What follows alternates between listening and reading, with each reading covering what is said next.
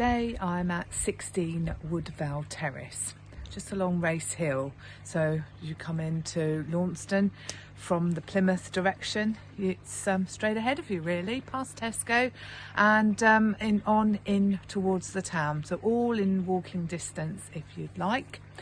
And this property here is an end-terrace. It has 3 bedrooms, all good size. In fact, I'd go as far as to say they're all double. And there is a nice view from the front. You can see right over Dartmoor.